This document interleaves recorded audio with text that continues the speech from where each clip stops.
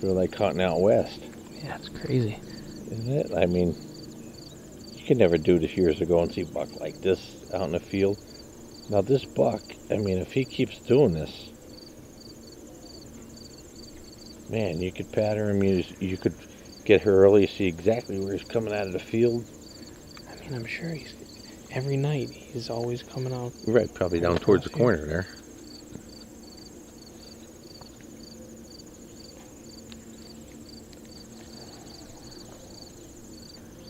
I wish I had a stronger lens. You know, this is it. This is as far as I can zoom. Count 22 deer, and I think there's 8 buck. That's crazy.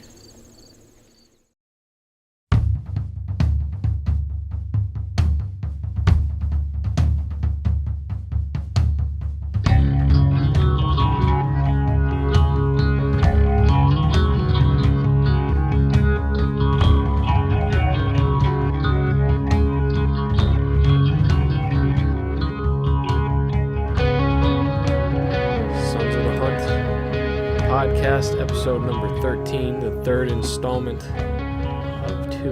Lucky 13, man. This is it. So, the last episode, you know, I just kind of ended the 2015 season. I think it was, 2015, right. And passed up a lot of deer, and now I'm going to show you a couple stories that kind of roll into 2016. This is where a few more things pick up, and we, like you just saw, get introduced to a new deer that kind of became my obsession, and that's just it's kind of the storyline, and it kind of isn't at the same time. So, I mean, which is kind of how most of these there's definitely some twists and turns going on. This opens up with some really cool footage. Just of some of the deer that you had some encounters with. But what I like about this is it's going to take a couple of twists and turns for people that I think it's going to pay dividends in a big way. Yeah, for a lot of people out there who've been following along with the whole mantra of Sons of the Hunt so far. Right, and the one thing I should say is that this installment mainly takes place at another farm that I hunt, close to where I hunted in 2015, but this is probably my favorite place to bow hunt, and the buck activity there in 2016 was just a lot higher. Right. So this was one encounter I had with a nice buck, and this is a common theme at this farm, because what it is, this farm is 82 acres, and this field that I hunt in, it's kind of a funky shape, but it's almost 46 acres itself. Okay. So I see deer across this field all the time, and end up rattling and grunting a lot of them in, which is what is going on right here. This was just, 2.5-year-old 8-pointer. I saw him come out in the top of the field, and I hit the horns in the grunt tube, and he came right underneath me. I mean, it would have been a chip shot. Right. Yeah, he's a cool deer. Yeah. Cool deer. But that's kind of how the season ends up playing out for me. I mean, I pass up a few deer, which is, similar to 2015. Sure. I had a lot of 2.5-year-olds, and I actually passed up a 3.5-year-old in 2015. And it amazes me how much mass that a buck can put on in just 2 years. Yeah. I mean, it never ceases to amaze me. That's why I have such a hard time aging deer for the last couple of years. And I'm getting a little bit better at it now, but for the longest time, I struggled to age deer, because I look at a 2.5-year-old deer, I'm like, he's like 4. Yeah. He's 5. Yeah. Some of them put on so much mass in such a short amount of time. It makes it tough to really reel yourself in when you're trying to field judge them. Yeah. And I just feel like I see so many 2.5-year-old deer that I don't know. It's just one of those things I look at, all right, 2.5. Like 2.5 easy. But it seems like once you, at least in Pennsylvania, when you see that 3.5, okay, he's thicker. Yeah, you see the neck, the chest, you get that low-hanging belly. Yeah, that's kind of where I had to kind of focus in to learn how to field judge deer a little bit better. But, there's some bangers around, no doubt. But at tell you, it gets excited. You see a 2.5-year-old deer coming out. It's got 8 points sticking off his dome, man. It gets you excited no matter what. Yeah, and I mean, you have an encounter like this one where a lot of the 2016 season, I was using a decoy. Yeah, I noticed that. Because I think it was 2014 in Ghost, I had a couple encounters with deer across the field, and you'd rattle and they just wouldn't respond. So I went out and I got myself a decoy, and for the most part it worked. Looked like it drew his attention for a minute there. Yeah, I mean, this was another layup. I had this deer at 18 yards, and there's a lot of people who would be thrilled with this. I mean, I could have sat there all day with this deer. Sure. And he was curious. I mean, he was coming up to it. He was licking it. And I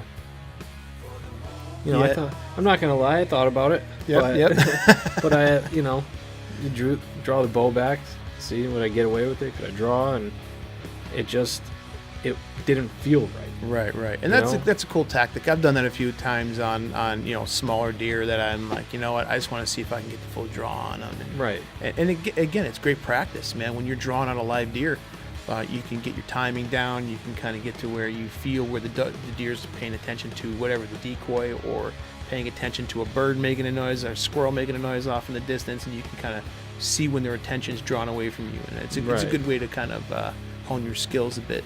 Right. And I mean, just observing this deer's interaction with the decoy. I mean, there's a lot of benefits to the decoy. Yeah, I never tried one. I never used that technique. I mean, I've seen a few people who bring their 3D targets out there and throw them in the field just to get some attention. But actually, 2 of the deer that are hanging on the wall here were shot over 3D decoys. How about that? Yeah, I was targets, crazy. I don't know, 14, 15-year-old, and I was carrying my 3D target out into the woods with me, and it worked 2 years in a row. That's pretty cool. But yeah, I mean, this is just kind of the theme. I don't know how many different 2.5-year-olds I had in front of me that year, but nothing was really sparking my interest. That's a good way of putting it, sparking your interest. I mean, it's hard to find the right choice of words. I know what you mean, because we've talked about how a lot of the decisions numerous times we've touched on it, how a lot of the decisions we make are just in the moment. What I mean? It's situational. Right. And if it doesn't feel right, I mean, I've let deer walk that I should have shot, no doubt. And I kicked myself a number of times, but it just, at the moment, whether it was just the way they were acting, the way they were coming in, the angle they were at, whatever it is. I mean, something just told me we're gonna observe for a few minutes and see what happens. And then I ended up losing my opportunity. But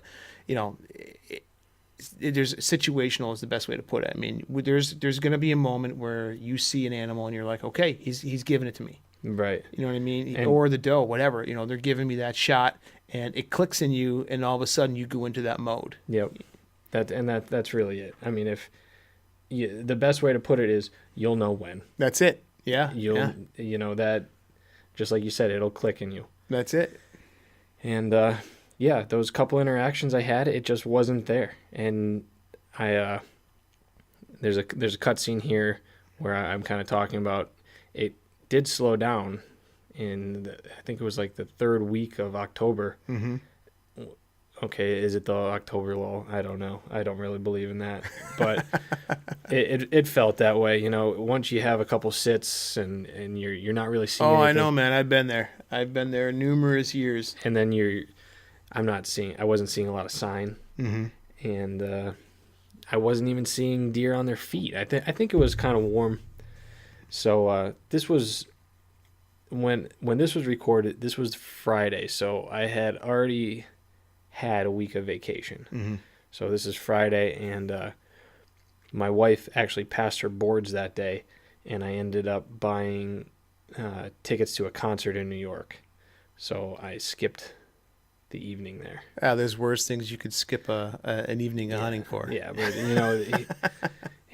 here's the thing. A man's got to know his limitations and when to make the right decisions. Oh, absolutely. So, and that's a pretty good point. Yeah. It's a pretty good point. I mean, it's not all about it. For as much as we eat, sleep, and breathe this kind of stuff, knowing when to kind of set it aside for a greater cause, if you will. And it might have been the right thing to do, because maybe, you know, I was just hammering that area and it was just, that's why it was cold. Burned out. Yeah. But, you know, we got back the next day pretty early.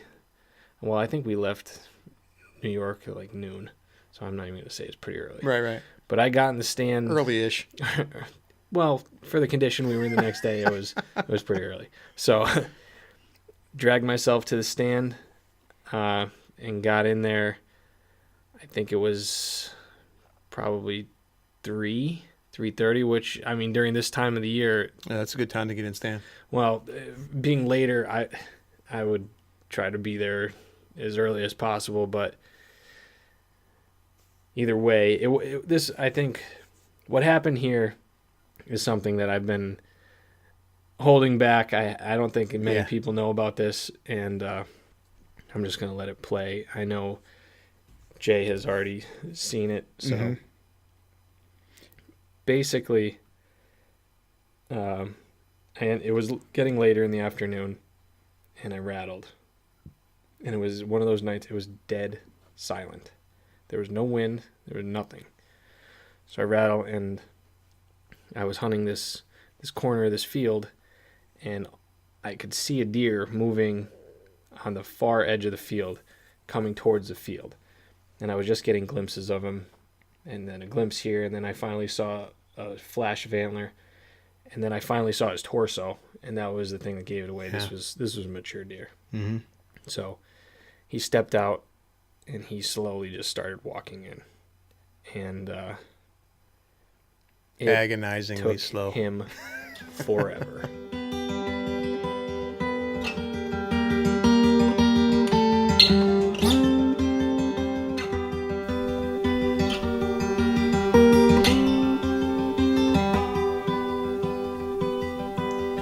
A poor, stolen soldier in deep heart and woods, fooled by the spells of nature beauty moon.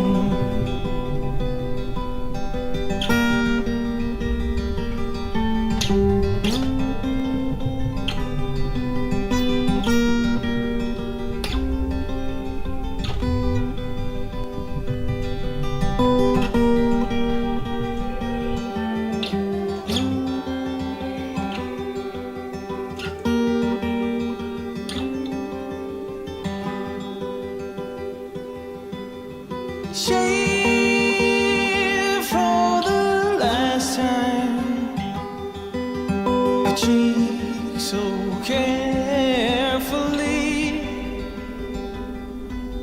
a stroke, a memory in honor of the past.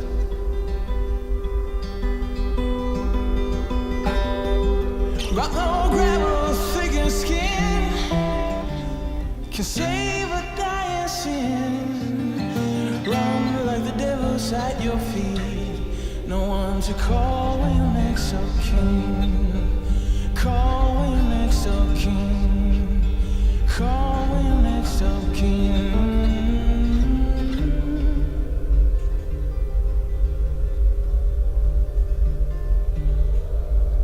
A heart in a mansion, too much room when all alone. The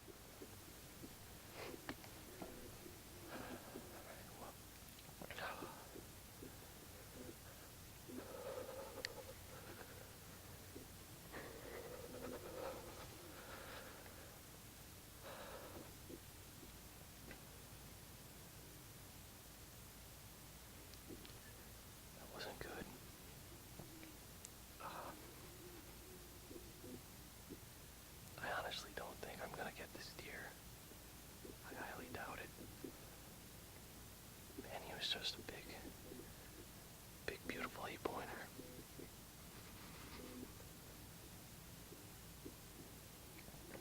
I just watched the footage, and that arrow was going right where I aimed.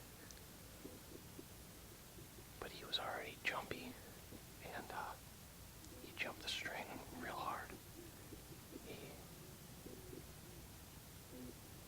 It looked like it was gonna come right in where it needed to go, and he ducked and spun, and he got it right in the neck. Oh, I'm sick to my stomach right now. The craziest thing about this is that I hit a deer that looked exactly like this deer in the exact same spot. It's probably 5 years ago now. In 2012, I hit a Pope and Young deer that I'd never found, and it was up in the field, right up the hill here. He ended up coming down this way, and he crossed this logging road, and when he... Man, it actually might have been the same day.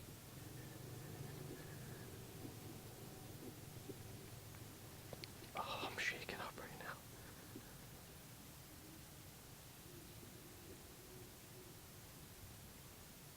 I could get down. The arrow's stuck in him, so that knock is on. I saw it going, and I think he laid down right there. I really don't know what's going to happen here. I'm nervous. I'm very nervous.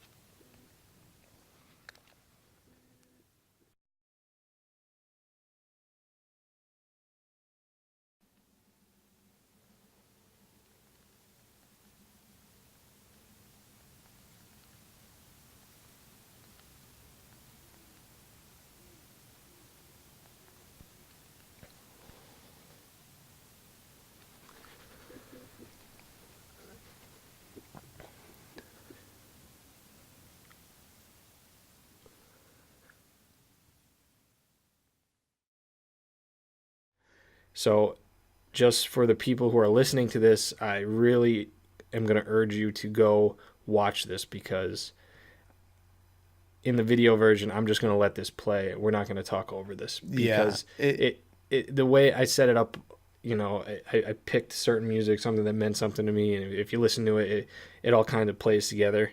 And but anyway, I was using the same tactic, different stand. I had the decoys set up to my left, a little bit behind me. I won't hunt this stand unless the wind is coming from my right to left and going out into the upper part of the field. That night it was perfect. Yeah. So just watching the way this deer reacted to the decoy compared to what those 2.5-year-old deer did, it's mind-boggling. Right. I mean, it's obviously an older deer. That you're focusing on at this point in the film, and it's just amazing how they can really throw you a curveball. Yeah, constantly. I don't know what at any given moment. He just didn't like the way the deer looked. You can see he's got his nose up. He's checking the wind. I mean, yeah, he's postured. I mean, he's got something didn't really jive with him. So. What ended up happening, he stopped at 33 yards, turned around, went back and stopped and looked back at the decoy, and he stopped at, it was 48. And, you know, I've said it before, when I was shooting that expedition, I was practicing at 75 all the time. 48 to me, was nothing. Right. Now, it's going to be a point of contention where people are going to say, is it an ethical shot? In my opinion, yes. I could make that shot. I'm confident with that. And there are a couple contributing factors that I think, you know, in retrospect, yeah, I probably should have done this or I should have done that. But in that moment, to remember everything, you know, I put that pin where it should have been, and that arrow was going right where it was. Absolutely. Hindsight's 2020. And again, for those listening, Mark and I sat and reviewed this footage numerous times, and that arrow was going right where it should have gone. Yeah. I mean, I'll put up the video and I'll put a dot where, he should have been. But again, you could say I should have anticipated the drop. Yeah. At 48 yards, man, it is hard to not put your pin on that deer. Well, that's it. You're looking at a small target at that distance. So, you play it. If you watch the video, you're going to see that he entered the matrix and his brisket touches the ground. Yeah. I mean, he really dropped and spun at the same time. So, like I said, they have this habit of throwing you curveballs when you least expect it, and that was definitely a curveball. Because, like I said, we watched it numerous times, over and over. Like, okay, I'm going to focus on where his sweet spot is, and I'm not going to pay attention to the deer dropping. I'm just going to look at where he was, and that arrow was dead on. Yeah, he swung and spun and took off on you before the arrow got there. And I would confidently say that this year of my life, I was shooting the best I had ever shot. Yeah. I was so confident. I was shooting all the time, probably more than I ever did in my entire life. And I know the arrow was good, but that's... And that's it. It doesn't, you can shoot, it's different if you're a guy who comes out and it's like, okay, I bought my bow. I'm going to shoot it every once in a while, maybe go shoot at a range occasionally. And then a couple weeks before the season, I'm going to bust out my bow and get busy with it. But, this falls back on the outdoor lifestyle part of this whole aspect. 100%. I am having an issue with my bow right now, and my bow is in the shop. It's going back in the shop. It's like, and I may not have it for opener, but I was talking to the young lady who's working on it at the pro shop. I said, listen, if I can get this back within a few days, because I shoot so frequently and so often, that I'm confident that I'll be able to hunt with this bow, even with only having it for a few days out of the shop. Same. You know what I mean? Yeah. Because I'm so comfortable with it already because I shoot year round. Yeah. That's the outdoor lifestyle. Some people shoot, and that's cool, man. You want to shoot a couple weeks before the season and you're successful with it, great. That's your gig. But, I shoot as much as possible. I'm trudging through the snow, and day after Christmas, I'm out there shooting arrows, knocking the snow off my target because that's what I want to do. Yep. So I'm comfortable taking that bow out and just shooting it after 2 days, 3 days out of the shop so I can get in a tree stand for the beginning of the season. Having the confidence in your equipment speaks volumes, and it really goes a long way when you're under the gun, and no pun intended, you've got that pressure and you're trying to settle that pin when you've got a good deer in front of you. The amount of time you put into it and the experience, that's going to really translate into efficiency. Yeah. And I quoted Harry Callahan once already this episode. I'll quote him again. Man's got to know his limitations. Yep. And that's just it. You got to know what you're comfortable with and what you could do. And I felt like I could make that shot. And that's it. It's hard to figure out what your limitations are until you exceed them. And you move past them and okay, all right, I figured it out. Yeah. I went too far with it. And not that you went too far with that, because again, I watched that shot over and over again with you, and if that deer had stood still, he was a dead man. A dead deer walking. But but I'll tell you what, they're famous for throwing curveballs, man. That's it. And just every time I watch this footage, my heart just breaks again. Oh, no doubt. It is the absolute worst feeling. I mean, think of it like your worst anxiety. And multiply it by 10, and it just like there's a time bomb ticking in your stomach, and your heart's in your throat, and it's the worst. Oh, I know. I made a bad shot on a deer years ago, and I don't have it on film to watch over and over and over again. Yeah. Well, I don't know. I have a hard enough time dealing with it in my brain. You know what I mean? Glutton for punishment, but yeah. I don't know. But to put it out there though. But I'll tell you what, if I hadn't watched this so many times, I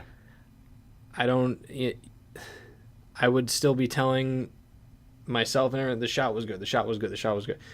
It was good, but next time I have any shot at distance, that pin's going to be a little lower. A hair lower, yep. You know it. And that's it, yeah. And this is what it's about. And Sure. I hope that somebody else could pick that up from this. And that's it. We've talked about all this stuff before, about learning from your experiences, learning from questionable actions, going back and leaning on your experience. Everything that we've harped on in the last 12 episodes prior to this one all comes down to that exact moment right there where you let that arrow fly. It's all situational. There are some good deer that you passed up in some of these experiences that you had with these deer, and these encounters, and that just was the one that clicked for you. Yeah. You know what I mean? And wasn't the first time, wouldn't be the last time. Right. And like I said, people harvest deer and take shots for all different kinds of reasons. Mm-hmm. And I'm not one to judge you for any of them. But, if a mature deer steps out, absolutely. If, like we said before, if that inner instinct clicks for you, I'm good with that too. Yep. So if you're out there for meat, I don't care. If it's legal, shoot it. If that's what it is for you, that's fine. I'm not one to judge you, just as anyone else shouldn't be one to judge what anyone else shoots. And that's it. And there's really no point. Hopefully that becomes more of the norm. We see it all the time. Mark and I have harped on a lot of these social media stuff almost ad nauseum. Yeah. How people really spend too much time judging each other, and we're battling each other online and stuff like that. It's really refreshing to see a lot of stuff out there now where guys are like, hey man, shoot what makes you happy, and you're seeing it change. You're seeing that turn, so to speak. Yeah. And and it's very refreshing to see, because for a while there, man, it was getting scary. Yeah. It was getting scary the way we interacted with each other. So if you want to go out there and shoot deer for meat, man, that's my gig. Yeah. That's what I love to do.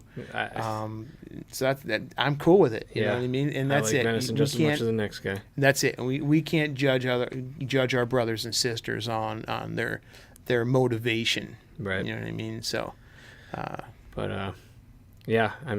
being said, the next day I let that deer go overnight. Mm-hmm. Excuse me, obviously, and went out with my dad, and man, it blows my mind just looking at this arrow. Mm-hmm.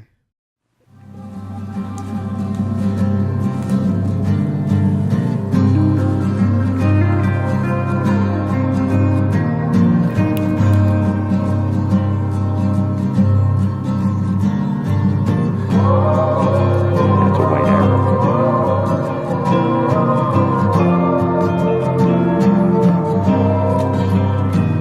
Stick that in your quiver.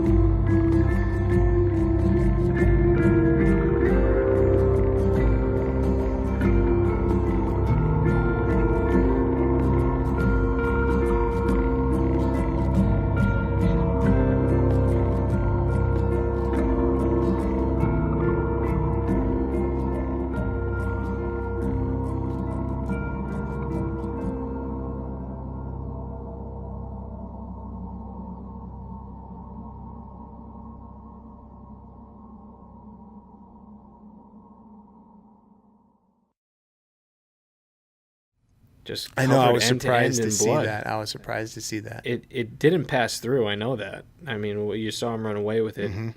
in his sticking out, but end to end, that white arrow is drenched in Mm-hmm. bright red blood. It's mind blowing, really, Honestly. especially considering the blood we were finding as we were going along. You know, we found good blood, basically all the way down to that creek, like I said in 2014. I hit that same deer. Yeah. Or no, not 2014. That was in Ghost. A couple years before that, I hit a nice Gotcha. one. He was heading the same way, heading down towards a stream. Followed him to the stream, picked up the blood on the other side of the stream. He started going uphill. Blood fizzled right out. Yeah. We started doing circles, and essentially I spent the next 4 days not sitting in tree stands. That was Saturday night. Sunday we went, picked up the arrow, walked around a little bit. Monday I looked. Tuesday I looked. I think that this was actually Thursday when this happened. Mm-hmm. And I ended up hiking all the way to the top of this mountain because the landowner had told me that there's a saddle up on top of the mountain, like a low spot that he has seen wounded deer pass through. So I figured I'd get up there and I would just, start kind of grid searching that. And yeah, I didn't find blood. I didn't find beds. I found nothing. No sign of that deer anywhere. Two advantages I think that you had in your favor was one, white arrow, because that blood really shone true on that arrow. I mean, it was unbelievable. And the lighted nocks. I'm a big believer in lighted nocks, man. I don't think I'll ever on the hunt without them expensive again. side, but because you start adding up the components on your arrow, and you're looking at a $30+ arrow, but it's worth it all day long in my eyes, man. All day. A good arrow, a good broadhead, and a lighted knock. Yeah, all day. Yeah, I mean, I would rather have the peace of mind that I've got something extremely lethal and efficient. Indeed. I'll pay for that. Absolutely. So anyway, I was continuing along here and I crested a hill and this encounter happened right here. I came up and just crested a hill and there was a deer. Yeah, as soon as I saw him, I mean, he didn't see me. I know that, but he started grunting, and it was a decent buck. Mm-hmm. And I'm gonna let actually this part play. I think I'm gonna insert the audio from this clip into the podcast because I think it kind of sums up what we've been talking about. Absolutely.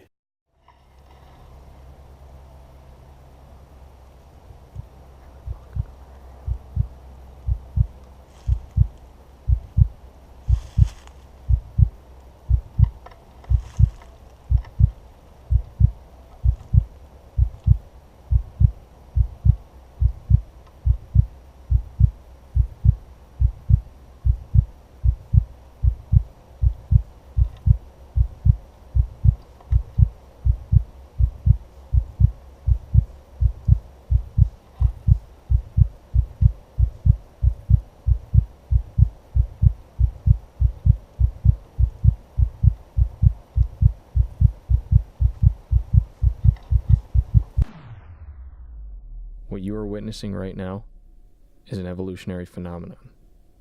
That look in my eye is purely instinctual. The fight or flight response instilled in us by our predecessors has taken a hold of me.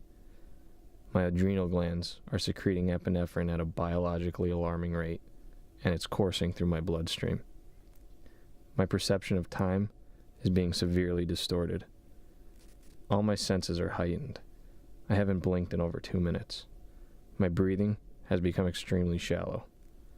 My heart rate has increased to the point that it is nearly visible through my shirt.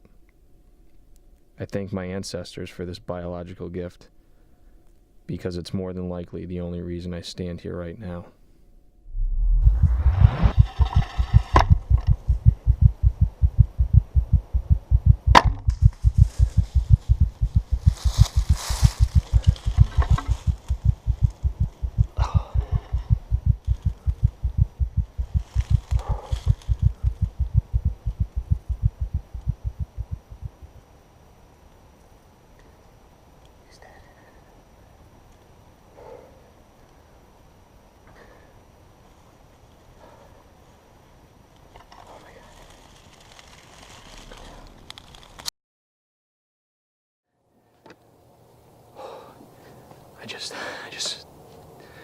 just hit one just now.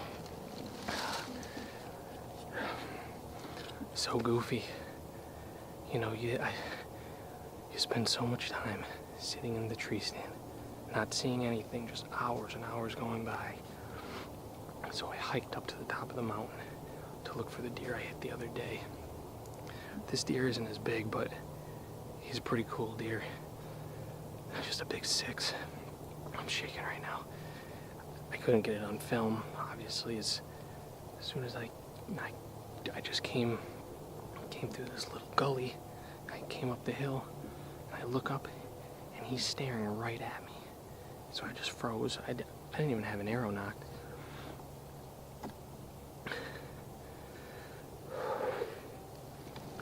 So he starts coming right to me, and then he just veered just enough to give me a quartering 2 shot, 20 yards. I just put it right through his shoulder. He's dead. I heard him crash. This is unbelievable. It just happened so fast. There's a beautiful deer. Beautiful deer. I really can't be disappointed with them. You know, I'll be happy to put my tag. I've never shot a 6-pointer, and this is a nice one. I also have like 3 miles to drag him back to my truck, so. I think I should be able to see him from here. Blood go now.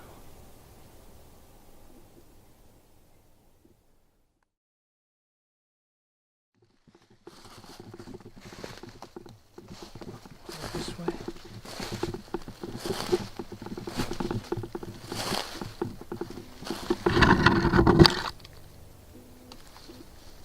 There he is.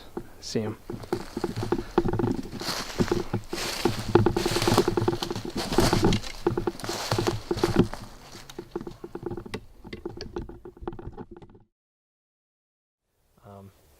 When I was just hiking this mountain back here, looking for the deer that I hit, try to find any kind of sign of them, and I made it up, and I was coming through all this thick stuff, and I didn't find any beds or anything, and I just came up this knoll, and I find this guy.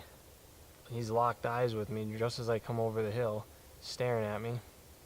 Put his head back down, kept coming, started walking right at me.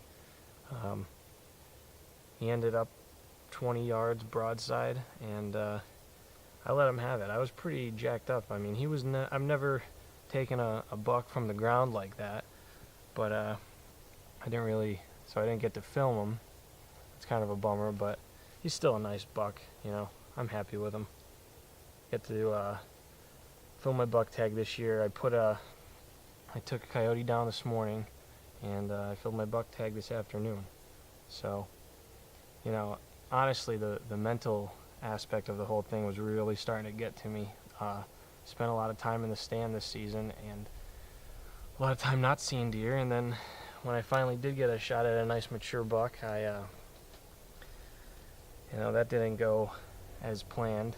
So this morning's sit, I was pretty down about that, but happy to fill my tag with this guy either way. It didn't look like I was going to end up finding that deer. So still happy just to fill my tag and put some more meat in the freezer. You know, like I said, there's several different reasons that people pull the trigger. And I think that, honestly, this is the best way that I've ever summed it up.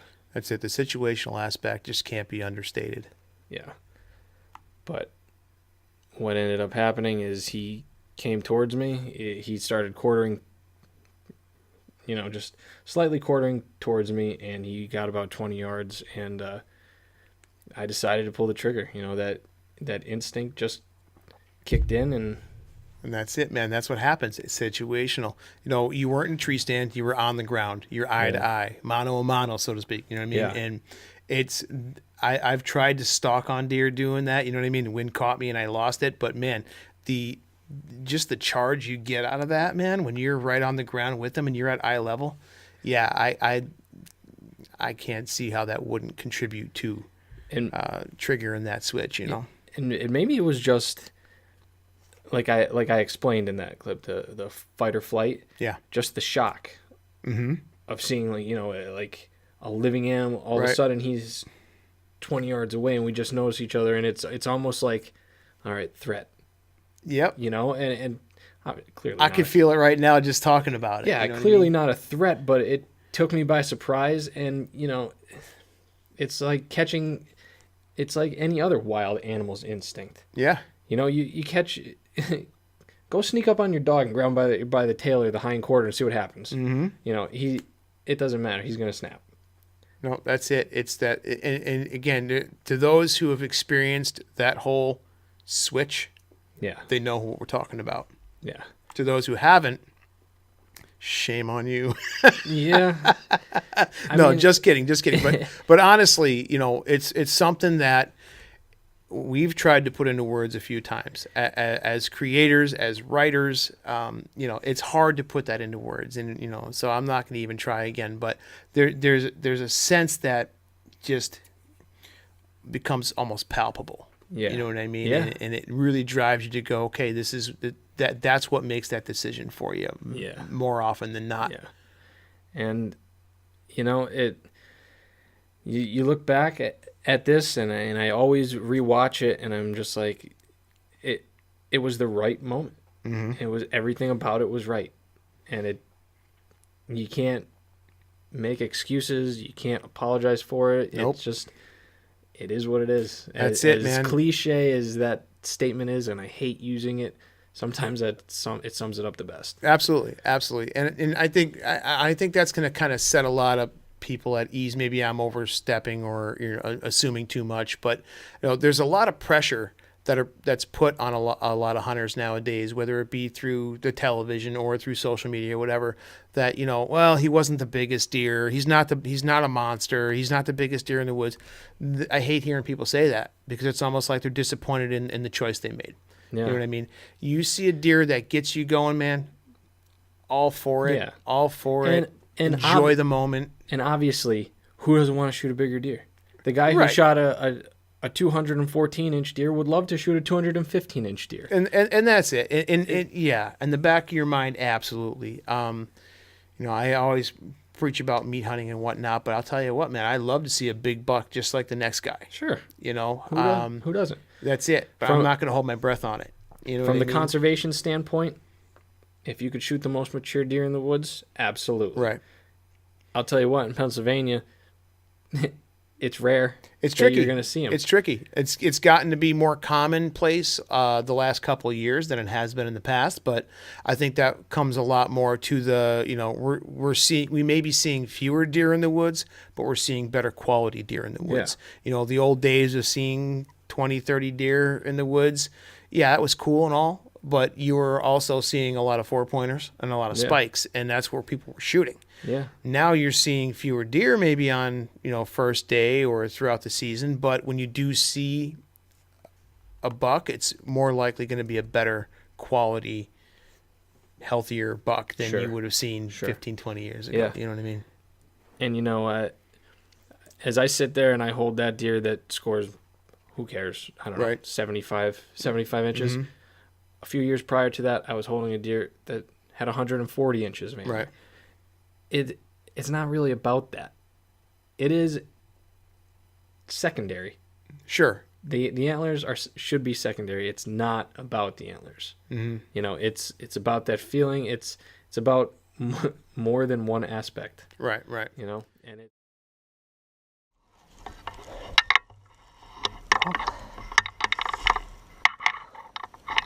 Another mile.